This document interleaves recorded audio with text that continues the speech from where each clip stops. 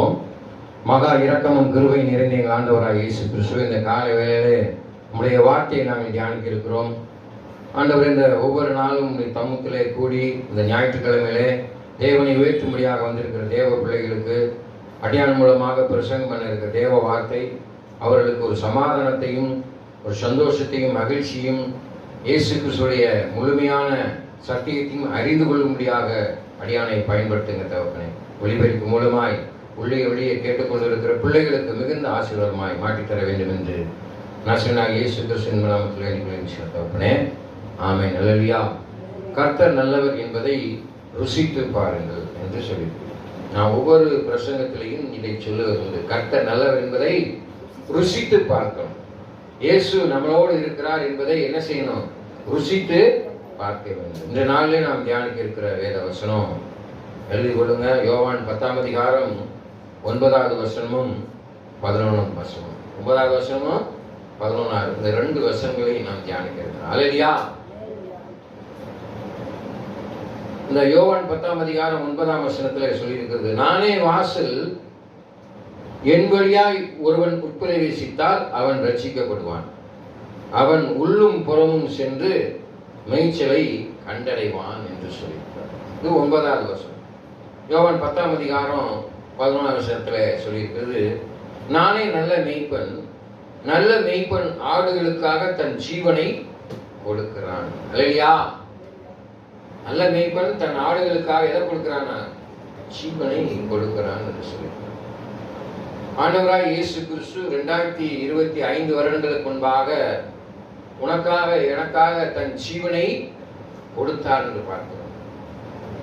மனிதன் பாவத்திலே நிலைத்திருப்பதனாலே இந்த உலகத்திலே தான் படைத்த தேவ பிள்ளைகள் ஒருவரும் கெட்டு போகாதபடி தேவராஜ்யத்திற்கு வர வேண்டும் என்று பேரன்பு கொண்ட பிதாவானவர் யோவான் 3:16 சொல்லப்பட்டதை போல ஒருவரும் கெட்டு போகாமல் நித்திய ஜீவனை அடைய வேண்டும் என்றதற்காகவே தன்னுடைய ஒரே பெயரான குமாரனை இந்த உலகத்திற்கு அனுப்பினார் என்று பார்க்கிறோம்.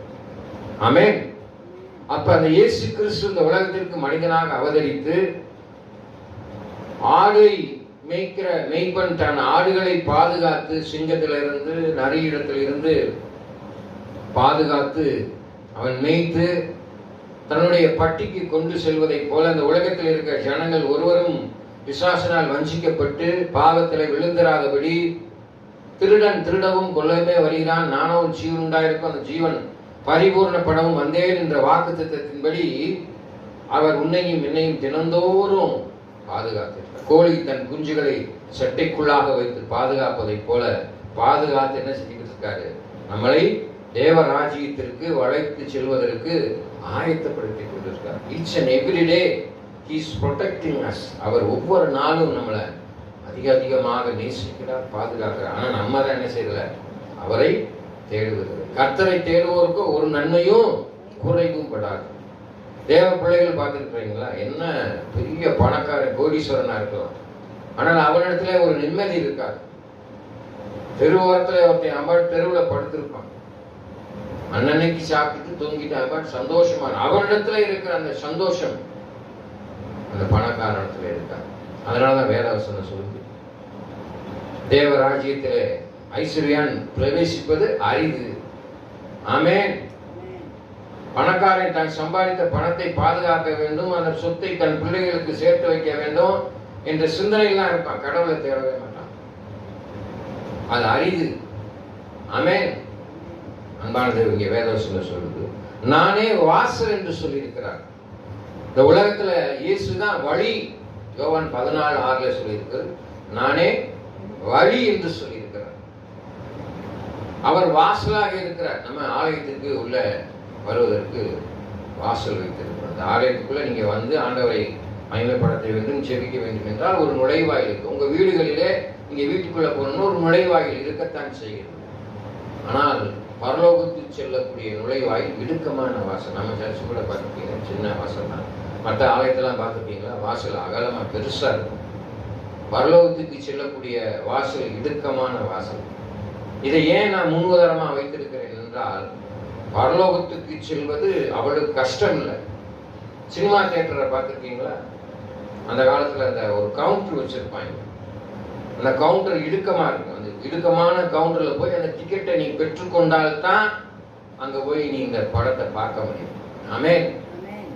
உன் வாழ்க்கையிலே பரலோக ராஜ்யம் என்னும் டிக்கெட்டை நீ வாங்க வேண்டும் என்றால் அது எவ்வளவு சண்டையில அந்த இதுல சண்டையை போட்டு சட்டையை கிழிச்சுக்கிட்டு தலைமையில ஏறிக்கிட்டு அந்த உலகப்புறமான சினிமா படத்திற்கு ஒரு டிக்கெட்டை வாங்குறீங்களோ, நீங்க பரலோக ராஜ்யத்திற்கு போவதான டிக்கெட் என்ன டிக்கெட் தெரியுமா? ஜீவ புஸ்தகத்துல உன் பெயர் எழுதப்பட வேண்டும். எதுல எழுதப்பட வேண்டும்? ஜீவ புஸ்தகத்துல பெயர் எழுதப்படும். இப்ப இடுக்கமான வாசல் வெளியே பிரவேசிக்கணும்னா கஷ்டம். உலகத்துல இப்ப முண்டுத்திறன்கள் நான் உலகத்தை ஜெயித்திருக்கிறேன். கஷ்டம் வரும், துன்பம் வரும், போராட்டம் வரும். நானே வாசல் என்று சொல்லி இருக்கிறார். அப்ப நீ இயேசுதான் வழியாக இருக்கிறார், வாசலா இருக்கிறார். அந்த வாசலுக்குள்ள பிரவேசிக்க வேண்டும் என்றால் யோவான் 14:6 சொல்லப்பட்டதை போல அடுத்து சொல்லியிருக்கு, நானே வழி சத்தியம்.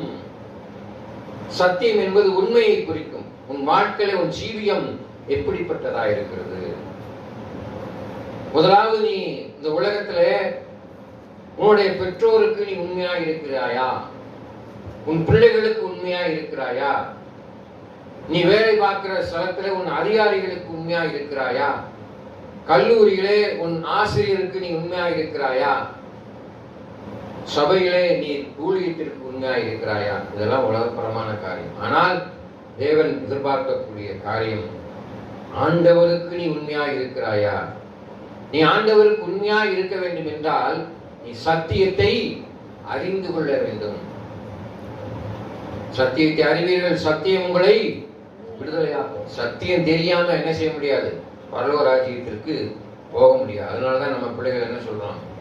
பைபிளை வாசிங்க, சத்தியத்தை தெரிந்து கொள்ள மேய்ந்து கொள்ளுங்கள். சத்தியத்தை வாலிபனே தன் வழி எதனால் சுத்தம் பண்ணுவான்? வாலிபன் தன் வழி எதனால் சுத்தம் பண்ணுகிறான்? வேத வசனத்தின் வார்த்தைகளாலதான் சுத்தம் பண்ணுவான். ஆமென். அப்ப சத்தியத்தை அறிந்தாதான் என்ன செய்ய முடியும்? விடுதலை பெற முடியும். இயேசு எதற்காக வந்தார், என்ன நோக்கத்திற்காக வந்தார் என்பதை இந்த வேத வசனத்துல சொல்லியிருக்கு. அவர் வந்ததனுடைய நோக்கத்தை நீங்க அறிந்திருக்கிறீங்க. அநேக இடங்களிலே அநேக நேரங்களிலே அடியான் மூலமாக வெளியிலே உங்கள் இல்லங்களிலே நீங்கள் பிரசங்கங்களிலே டிவியில கேட்டிருக்கலாம். இருந்தாலும் அதை நீங்கள் பின்பற்றுகிறீர்களா என்று சற்று சிந்தித்து பாருங்கள். அடுத்த நிமிஷம் நம்ம உலகப்புறமான காரியத்தில் ஈடுபட்டு விடுகிறோம். உலகப்புறமான காரியம், லௌகீக காரியம், ட்ரெடிஷனல் பாரம்பரியத்துக்கு போயிடுவீங்க. ஆமென். யாரெல்லாம் பாரம்பரியத்துக்கு அடிமையாக இருக்கிறீர்களோ அவங்க எல்லாம் மேல போக முடியாது. அல்லேலூயா. இயேசு சொன்ன வழி அதுதான் ஜீவனாய் இருக்கிறது, உயிரா இருக்கிறது. அப்ப என்னை அல்லாமல் ஒருவனும் பிதாவிடத்தில் வரான். ஏன்னா நான் தான் வாசலா இருக்கேன், நான் தான் திறக்கணும். உன் இருதயத்தை திறக்கிறதுக்கு நான் தான் இருக்கணும். ஆமென். உன் இருதயத்தின் நிறைவு வாய் பேசும். உன் நினைவுகளையும் உன் சிந்தனைகளையும் நான் அறிந்திருக்கிறேன். நீ வேண்டுவதற்கும் வேண்டிக் கொள்ளுமாக உன் நினைவுகளின் சிந்தனையா நான் அறிந்திருக்கிறேன். மேல இருந்து பார்த்துக்கிட்டே இருக்கிறார், நீ என்ன செய்யணும். நம்ம நினைச்சுக்கிட்டு இருக்கோம், அம்மா தெரியாம 10 ரூபாய் எடுத்து திருடி போய் மிட்டாய் வாங்கி தின்றுவோம்.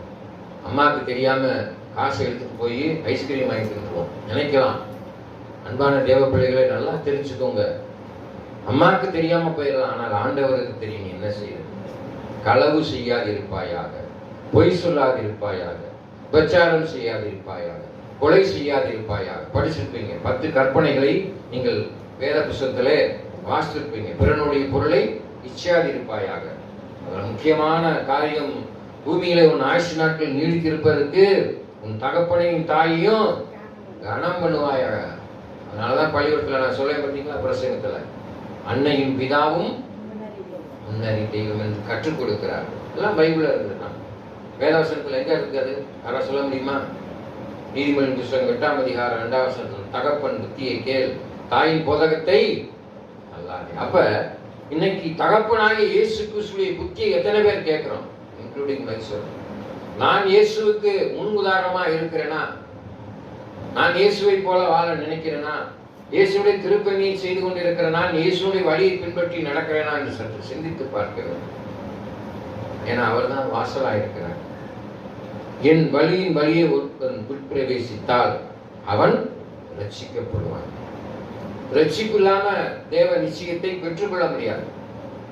யோவான் 3ஆம் அதிகாரம் 17ஆம் வசனத்துல சொல்லி இருக்குது, இந்த உலகத்தை ஆக்கினிக்குள் தீர்க்க வராமல் இந்த உலகத்தை ரட்சிக்கும்படியாக ஆண்டவராய் இயேசு கிறிஸ்து இந்த உலகத்திற்கு தன்னுடைய குமாரனை அனுப்பினார் என்று பார்க்கிறோம். அதான் இங்க சொல்லியிருக்கு, நானே வாசலாய் இருக்கிறேன், என் வழியாய் ஒருவன் உட்பிரவேசித்தால் அவன் ரட்சிக்கப்படுவான். அப்ப இயேசு கிறிஸ்துடைய வழியாய் நீ உட்பிரவேசிக்கணும். அப்பதான் உனக்கு ஜீவ கிரீடம் சுட்டப்படும், ஜீவ புஸ்தகத்துல உனக்கு பெயர் எழுதப்படும், வெண்ணாடை தரிக்கப்படும், ஜீவ விருட்சத்தின் கனியை நீ புசிக்க முடியும். ஆமென். இல்லைன்னா ஒன்றும் செய்ய முடியாது. நல்லா தெரிஞ்சுக்கோங்க, நல்லா யோசிச்சு பாருங்க.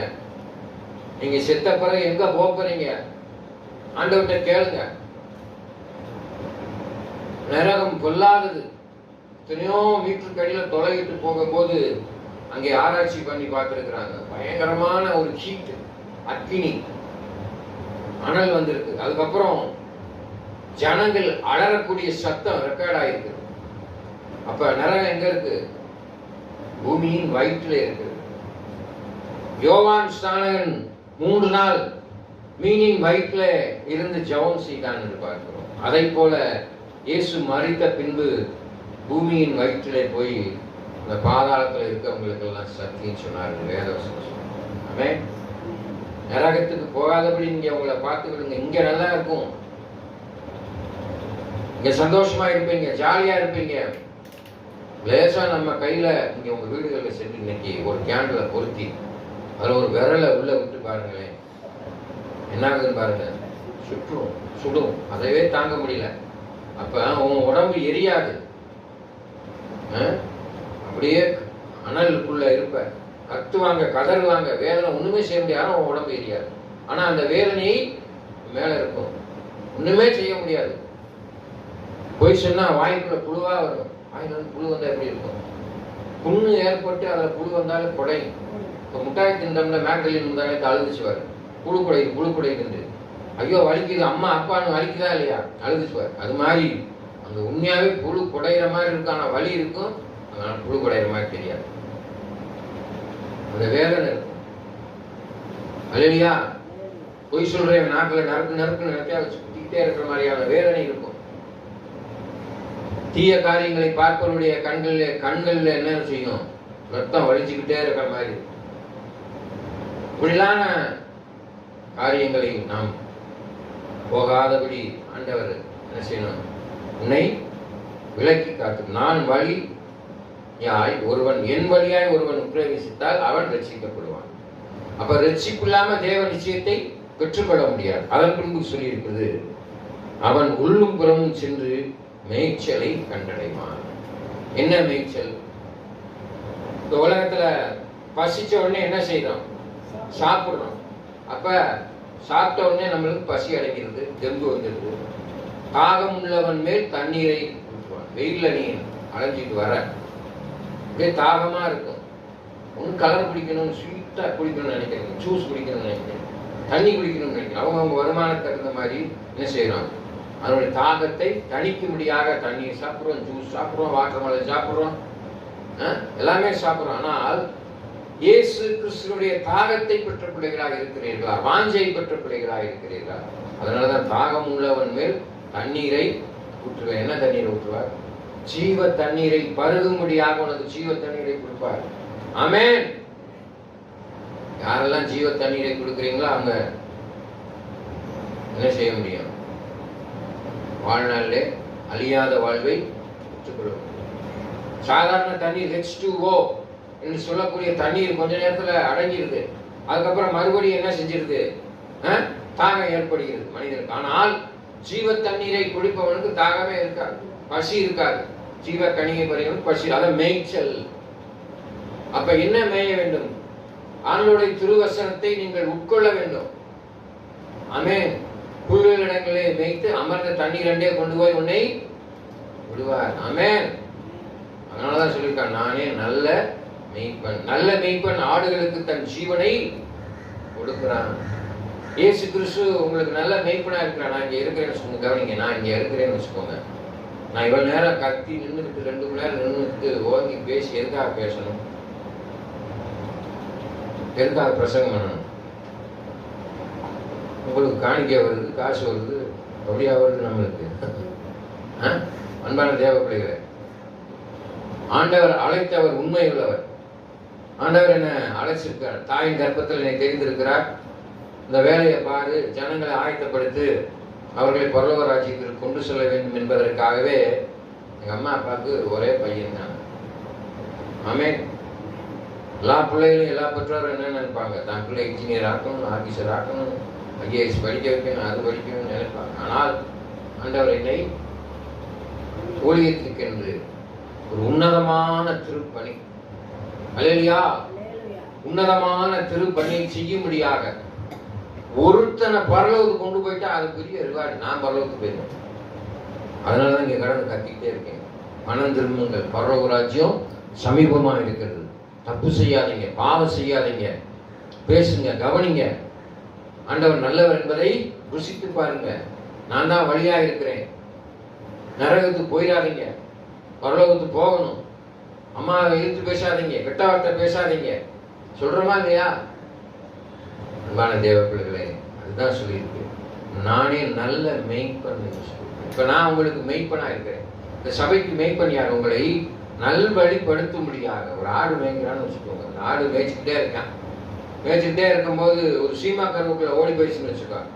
அது ஒரு முள்ளுகளை குத்தி நொண்டி வந்துருச்சுன்னா விட்டுருவான். அப்படியே அது அப்படியே குத்தி புறையோடி கால் எடுத்து கால் இதாகி செத்து போயிடுவாங்க. ஆனால் அந்த நல்ல மேய்ப்பன் என்ன செய்வான்? முள்ளு குத்தாதபடி அந்த ஆடுகளை புல்லுள்ள இடங்களே தான் மேய்ப்பான். முள்ளு குத்துச்சுன்னா அதை எடுத்து பராமரிப்பான். ஒரு ஆடு தொலைஞ்சு போச்சுன்னா போனா போது கழுத விட்டுறானா? விடவே மாட்டான். அந்த ஆடை தேடி கண்டுபிடிச்சு கொண்டு வந்து பட்டியோட சேர்ப்பு. மாடு அப்படித்தான். எல்லாத்தையும் மனுஷன் விலைமதிக்க முடியாத மனுஷனை ஆண்டவர் தன்னுள்ளாக சேர்க்கும்படியாக எங்களை நியமித்திருக்கிறார். நீங்களும் விலைமதிக்க முடியாத செல்வங்கள். ஆமென். மனுஷன் விலையே மதிக்க முடியாது. ஆடு கூட 2000, 5000, 10,000 விலை மதிச்சிடலாம். ஆனா மனிதனுடைய ஆன்மா விலை மதிக்க முடியாத ஆன்மா. ஆமென். உள்ளான அந்த ஆன்மா இருக்கு பாருங்க, அதுக்கு நிகர் எதுவுமே கிடையாது. ஏன்னா நீங்க எல்லாம் தேவ சாயலாக படைக்கப்பட்டிருக்கிறீங்க, இயேசுவை போல இருக்கிறீங்க. ஆமென். மனிதனை தேவ சாயலாக படைத்தார். அப்ப நீங்க நான் எல்லாம் யாரோ போல இருக்கோம்? இயேசுவை போல. அல்லேலூயா. அன்பான தேவ பிள்ளைகளே, நானே நல்ல மேய்ப்பன், தன் ஆடுகளுக்காக தன் ஜீவனை கொடுக்கிறான். அப்ப இயேசு உனக்காக எனக்காக என்ன செஞ்சிருக்கிறாரு? தன் ஜீவனை தந்திருக்கிறார், அவர் கொடுத்திருக்கிறார். அன்பான தேவ பிள்ளைகளே, இன்னைக்கு தேசத்திற்காக எத்தனையோ வீரர்கள் எல்லையிலே தன் ஜீவனை கொடுக்கிறாங்க. பார்த்திருப்பீங்க, நியூஸ்ல பார்த்திருப்பீங்க. எத்தனையோ பேர் உயிரை கொடுக்கிறாங்க. என்னையும் பாதுகாக்கணும், ஜனங்களை பாதுகாக்கணும். ஆனால் இந்த உலகத்தை மனிதன் தான் படைத்த இந்த உலகத்தில் இருக்கிற ஜனங்களை பிசாசின் சிறையிலிருந்து, இருளின் ஆதிக்கத்தில் இருந்து, பிசாசின் கையில் இருந்து உங்களை மீட்டு கொண்டு போவதற்காகவே இயேசு கிறிஸ்து இந்த உலகத்திற்கு வந்தார். அதான் யோவான் 10ஆம் அதிகாரம் 10ஆம் வசனம். திருடன் திருடவும் கொல்லவுமே வருகிறான், நானோ உன் ஜீவன் உண்டாயிருக்கும், அந்த ஜீவன் பரிபூர்ணப்படாமல் வந்தேன். உங்க வீட்டுக்கு ஒரு திருடை வந்தானே, உங்க பொருள்லாம் திருடும் போது நீங்க தடுத்தீங்கன்னு விட்டுருவானா? குத்தி கொண்டு போயிடுவாங்க. வயசான நியூஸ்ல வாசிக்கிறோம், வயசான பாட்டியை, 80 வயசு பாட்டி, கழுத்தை அறுத்து போட்டு நகையை பூரா தூக்கிட்டு போயிடுறாங்க. வாலிப பிள்ளைகளை கெடுத்து போட்டு வீட்டில் இருக்க காரியங்களை தூக்கிட்டு போயிடுறாங்க உலகப்புறம். ஆனால் இதெல்லாம் யாருடைய வேலை? பிசாசுடைய வேலை. இப்படிப்பட்ட காரியத்தில் இருந்து அழிவில்லாத வாழ்வை நீங்கள் பெற வேண்டும் என்பதற்காகவே இயேசு கிறிஸ்து என்ன செஞ்சாராம்? நல்ல மேய்ப்பன் ஆடுகளுக்காக தன் ஜீவனை கொடுக்கிறார். ஆமென்.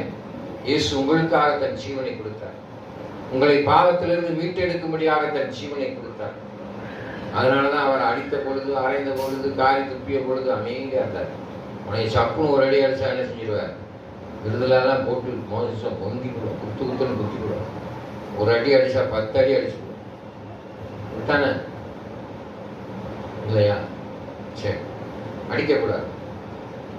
ஒருவருக்கு சமாதானமா இருங்க. யாவரோடும் அதான் வேதவசனம் எழுதி வச்சிருக்காங்க.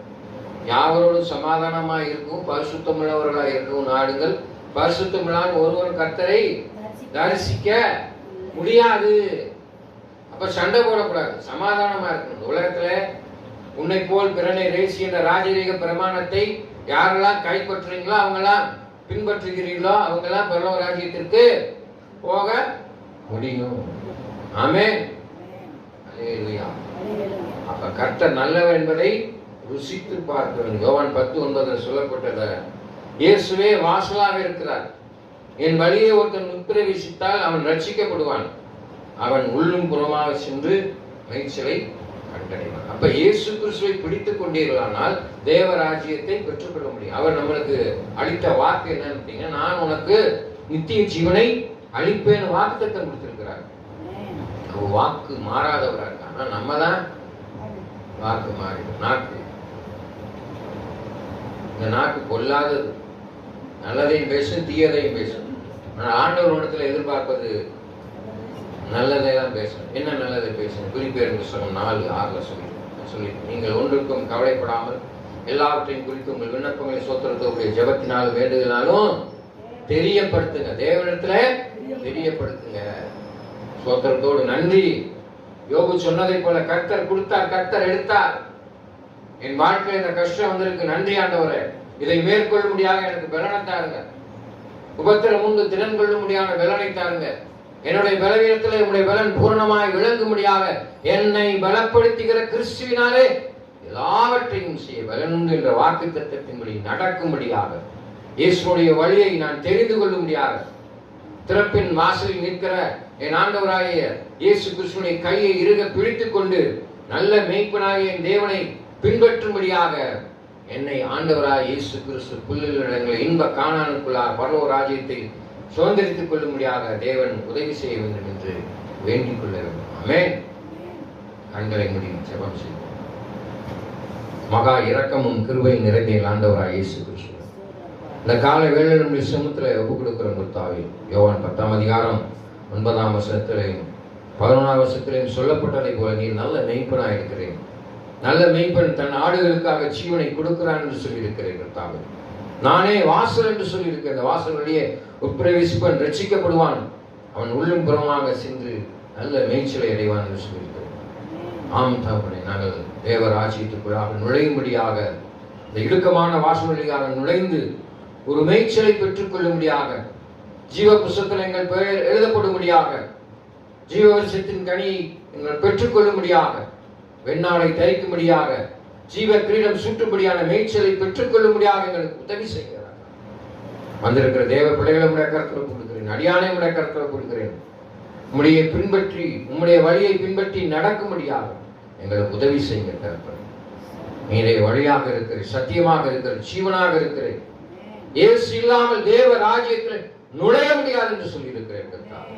நாங்கள் இருக இயேசுவை பிடித்துக் கொண்டு தேவ ராஜ்யத்தை சுதந்திரித்துக் கொள்ள வேண்டும். அமர்ந்திருக்கிற பிள்ளைகளையும் ஒளிபரிக்கும் மூலமாய் கேட்டுக்கொண்டிருக்கிற பிள்ளைகளையும் அடியானையும் உடைய கரத்திலே தாழ்த்தி ஒப்புக்கொள்கிறேன்.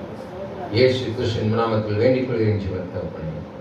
ஆமென். ஆமென். ஆத்துமாவே கர்த்தரை சோதரி, என் முழுமையான பரிசுநாமத்தை சோதரி.